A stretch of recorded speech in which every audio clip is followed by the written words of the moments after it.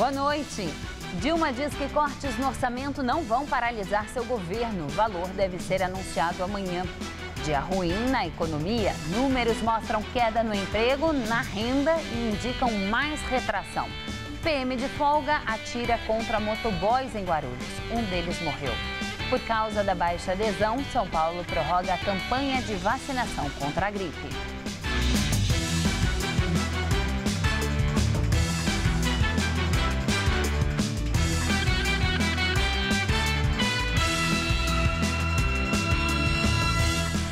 Morador de um prédio aqui na Avenida Paulista é encontrado morto. O tradutor Agnaldo Jesuíno vivia em um edifício perto da Fiesp. Ele morava com Craig Cloud. Segundo as primeiras informações, Agnaldo desapareceu depois de sair no domingo. Na terça, ele foi localizado e tinha hematomas pelo corpo. Ele morreu hoje à tarde. A polícia investiga o caso e há suspeitas de homicídio. Policial militar atira contra 3 motoboys, mata um deles e deixa outro ferido em Guarulhos, na Grande São Paulo. O crime aconteceu ontem. No dia anterior, ele teria reagido a uma tentativa de assalto e matado outro homem. O PM já havia pedido tratamento psicológico à corporação. A família do motoboy André Souza Fernandes está em estado de choque. Na jaqueta, as marcas da violência. Com 2 tiros, ele foi morto por Elton da Silva Mares, policial militar que estava de folga e que, segundo testemunhas, saiu atirando a esmo nesta avenida, que fica na Vila Galvão, em Guarulhos, na Grande São Paulo. As imagens de câmeras de segurança de estabelecimentos da região mostram o momento em que o motoboy é atingido. Ele não resistiu aos ferimentos e morreu. Deixou mulher e 3 filhos de outros relacionamentos. Matou um pai de família. O que ele mais queria era criar os filhos dele, junto comigo, né? Ele estava muito feliz com a família dele. Rapaz trabalhador, não tinha nenhum inimigo. E é isso, quero justiça.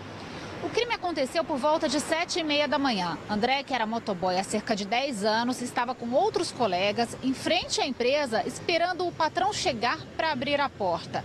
Segundo testemunhas ouvidas pela Polícia Civil, o PM chegou de carro, à paisana, abordou os motoboys e depois pediu para que todos saíssem. Todos correram. Mesmo assim, o PM foi atrás deles e começou a atirar. Além de André, um outro motoboy foi ferido no braço e está internado. Segundo a polícia, o PM fugiu do local e no 15º Batalhão, onde trabalhava, disse que os motoboys atiraram primeiro. Ele foi levado à delegacia e, quando ouviu voz de prisão, reagiu com violência e precisou ser contido por outros policiais que usaram até gás-pimenta. Em nota, a Polícia Militar informou que o soldado Elton da Silva Mares procurou auxílio psicológico na segunda-feira, que estava sendo providenciado. Ainda segundo o texto, no dia seguinte, ele reagiu a uma tentativa de roubo e baleou um dos criminosos que acabou morrendo. O outro fugiu. A arma dele foi apreendida pelo DHPP, o Departamento de Homicídios da Polícia Civil, conforme procedimento corriqueiro nas ocorrências de morte decorrentes de intervenção policial. Mesmo assim, na quarta-feira, o policial, fora do horário de serviço, atirou contra os motoboys.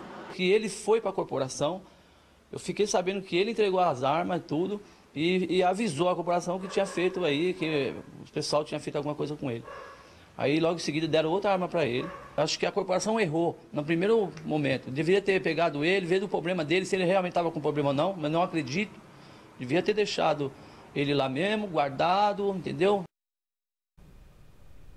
A Polícia Militar não esclareceu com qual arma o soldado teria atirado contra os motoboys, mas informou que ele foi preso em flagrante e está detido no Presídio Militar Romão Gomes.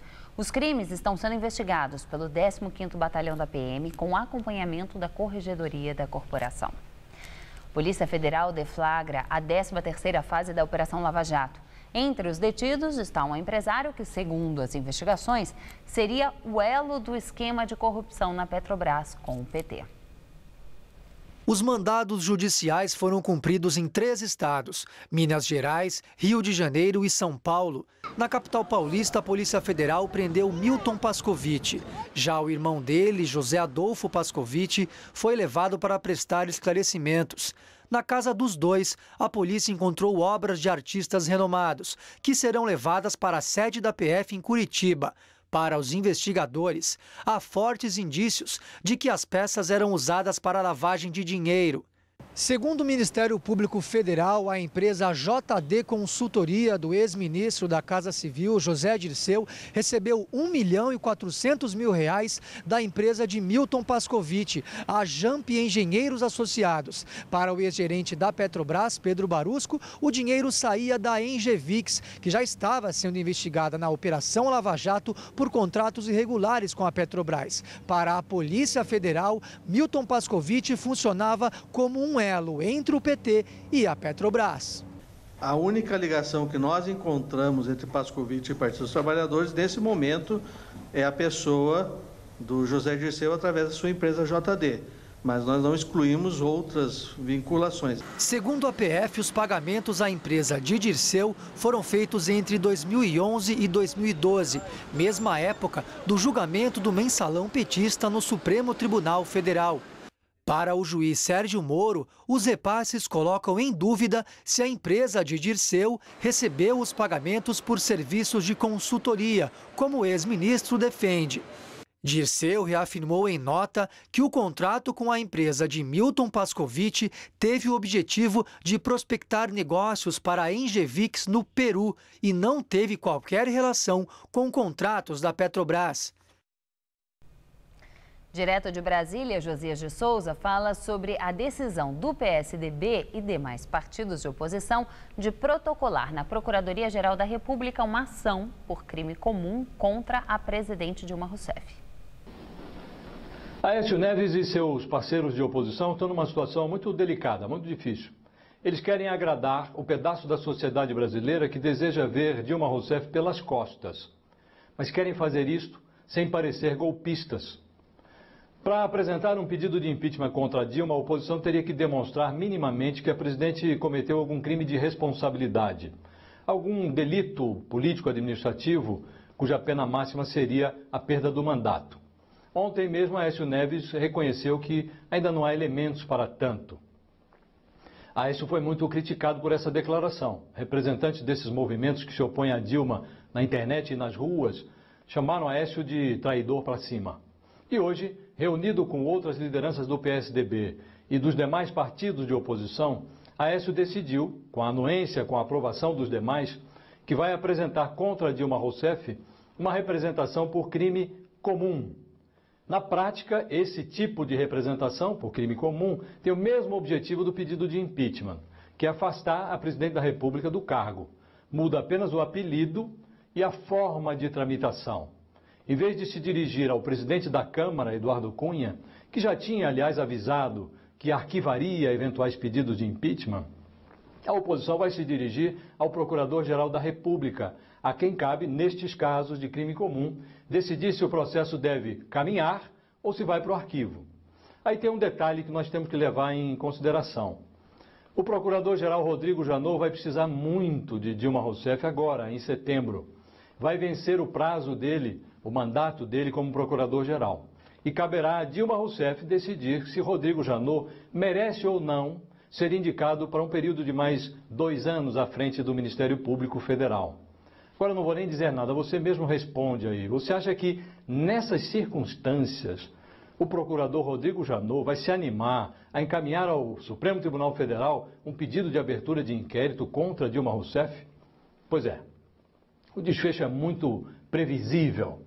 Mas a oposição, neste imenso jogo de cenas que está se transformando a política brasileira, vai poder se virar para as ruas e dizer: eu fiz a minha parte. Boa noite. O frio deu uma trégua ao paulistano e em alguns momentos do dia deu até para sentir calor. E as temperaturas devem subir mais nos próximos dias. Vamos à previsão.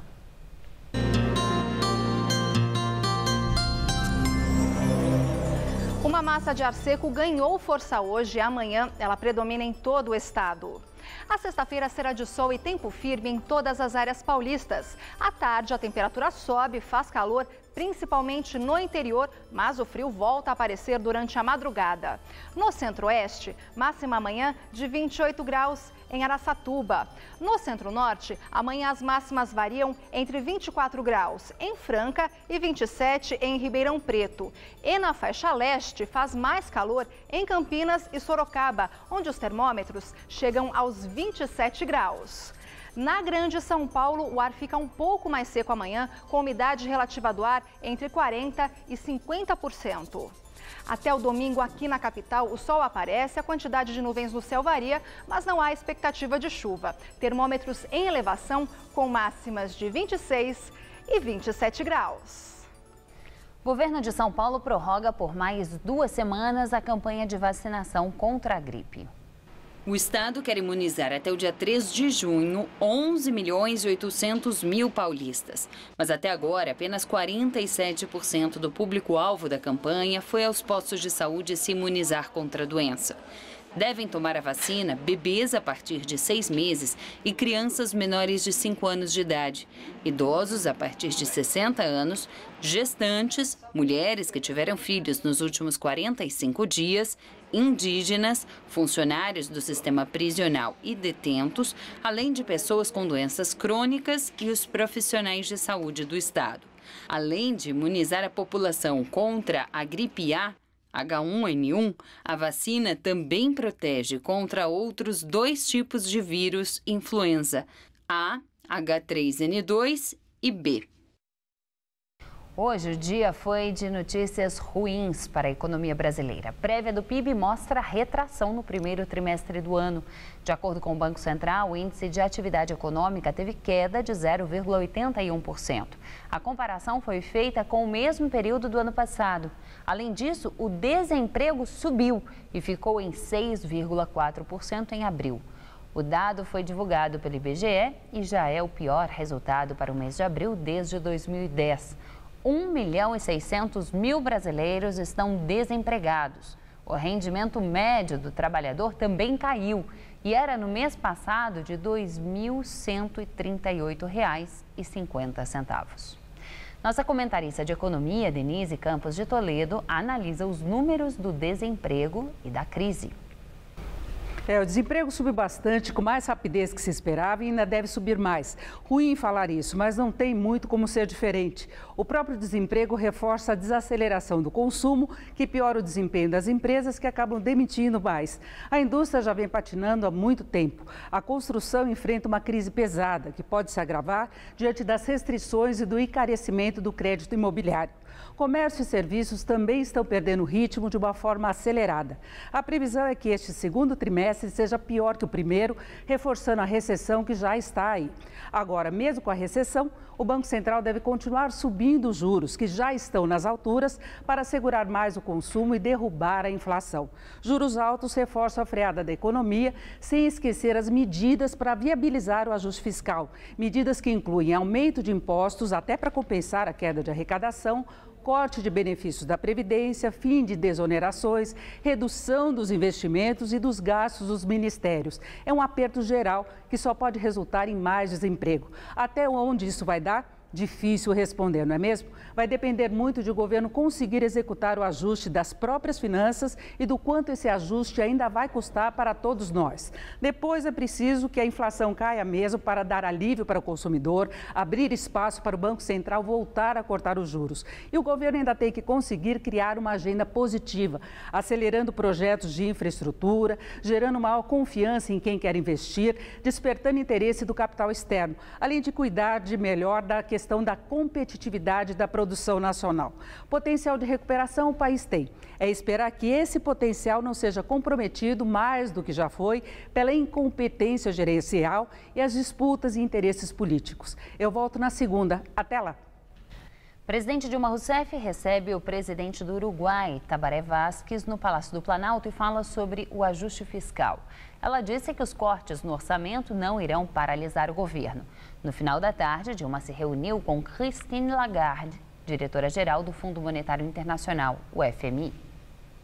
Foi a primeira visita de Vázquez ao Brasil desde que assumiu o governo do Uruguai em março no lugar de José Mujica. Ele e Dilma conversaram a portas fechadas. Após o encontro, a presidente falou à imprensa e aproveitou para defender o ajuste fiscal, mas não antecipou o valor. Segundo ela, a medida será como a economia feita em casa para pagar as contas. O governo fará, na sexta-feira, um anúncio sobre o seu contingenciamento. Por quê? Tem gente que acha que o contingenciamento do governo vai ser pequeno. Não vai, vai ser um contingenciamento, e aí eu dou o conceito, não o número. Não grande, tão grande que não seja necessário, nem tão pequeno que não seja efetivo, que não provoque nada. Nenhum contingenciamento paralisa o governo. Dilma também defendeu a aprovação no Congresso das 2 MPs e do projeto de lei que fazem parte do ajuste. E disse que o ministro da Fazenda, Joaquim Levy, é de sua confiança. Levy já sinalizou que o corte pode ser de 70 a 80 bilhões de reais. No final da tarde, a presidente recebeu também a diretora-geral do Fundo Monetário Internacional, o FMI, Christine Lagarde. Mais cedo, em visita ao Rio de Janeiro, Lagarde já tinha dito que a disciplina fiscal é a base necessária para financiar os programas sociais. Ela também elogiou a política social do governo Dilma Rousseff e citou o Bolsa Família. Começou hoje em São Paulo a 14ª edição da Feira Casar. São mais de 100 expositores que trazem todas as novidades do mercado de casamentos. O setor de casamentos faturou no ano passado 18 bilhões de reais e tem expectativa de crescimento de mais de 10% para os próximos 2 anos. Esta feira ela é referência no mercado de luxo. São 100 expositores que oferecem desde o convite até a lua de mel. Então o casal pode contratar, por exemplo, uma viagem de volta ao mundo pelo preço de até $100 mil.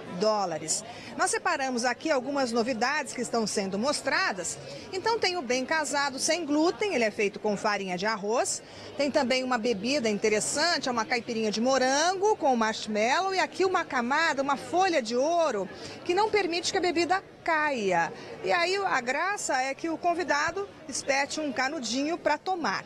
No setor de convites, nós temos aqui esse aqui, que vem com uma tela de LCD, na qual aparece um vídeo com os noivos e eles de viva voz fazem o convite, convidam a pessoa para a cerimônia. Nesse caso aí é o convite da Preta Gil e do Rodrigo.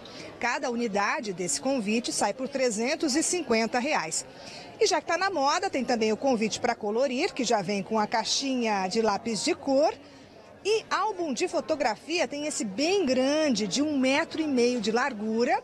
Olha só, para deixar esse momento ainda mais inesquecível. Bem, essa feira acontece no Shopping JK até domingo, das 2 da tarde até as 9 da noite. O ingresso custa R$100, com direito a meia entrada de 50. A seguir, conhecendo a Zona Leste, região mais populosa da capital paulista, ganha um guia turístico. O governo federal está fazendo cortes nos gastos e ajustando suas despesas às receitas, como qualquer família faz quando as despesas crescem mais do que a renda. Agora, é importante que você saiba que esses ajustes são urgentes e necessários para preservarmos as conquistas dos últimos anos. Milhões de famílias saíram da extrema pobreza. Milhões de brasileiros realizaram o sonho da casa própria. Milhões de jovens conseguiram acesso ao ensino superior e aos cursos profissionalizantes. Os ajustes são fundamentais para que o Brasil reequilibre suas contas e avance no caminho do crescimento, com inflação sob controle, geração de mais empregos, mais renda e novas oportunidades para todos. Os ajustes são temporários, mas os seus resultados serão permanentes. Saiba mais, brasil.gov.br. Brasil. Ajustar para avançar. Se você quer estudar jornalismo, relações públicas, publicidade e propaganda ou rádio, TV e internet, a Faculdade Casper Liber é o seu lugar. Quer conhecer? Eu te levo! Aqui Aqui a gente aprende na sala de aula e também em laboratórios de rádio, fotografia, edição de imagens e estúdios de TV. Você também pode colaborar em revistas, sites, programas de TV e rádio laboratoriais. E tem oportunidade de estágio dentro da Fundação Casper Libero. São mais de 60 anos de tradição numa localização incrível. Faculdade Casper Libero, formando os melhores profissionais da comunicação. Quer saber mais? Acesse nosso site. No Todo Seu de hoje, vamos ficar de olho na TV, porque Zé Armando Vanucci vem aí, repleto de novidades dos bastidores. Tem ainda uma entrevista sobre segurança pública com o impecável delegado Oswaldo Nico Gonçalves. E um musical com o pianista Rogério Tucci. Então, já anota aí, ó, Todo Seu hoje, 10h30 da noite. Eu vou estar aqui te esperando, como sempre.